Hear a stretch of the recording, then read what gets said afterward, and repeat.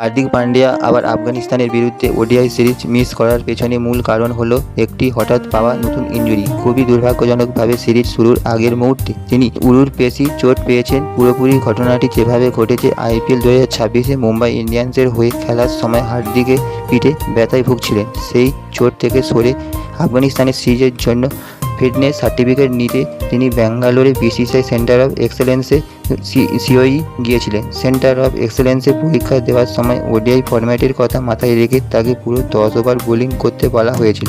10 over বল করার ধকল নিতে গিয়ে তিনি নতুন করে উরুর পেশিতে চোট পান। মজার ব্যাপার হলো, চোট পাওয়া মাত্র কয়েক ঘন্টা আগেই তাকে প্রাথমিকভাবে খেলার জন্য সবুজ সংকেত বা ফিট ঘোষণা করা হয়েছিল, কিন্তু ফাইনাল সেশনের পর উরুর চোটের তীব্রতা বেড়ে যাওয়ায় বিসিসিআই মেডিকেল টিম তাকে এই সিরিজ থেকে ছিটকে দেয়।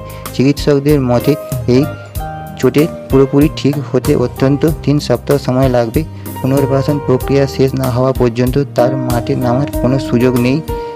আজ এই পর্যন্ত আপডেট। আর নতুন আপডেট পেতে চ্যানেলটিকে ফলো করে সাবস্ক্রাইব করে দেবে।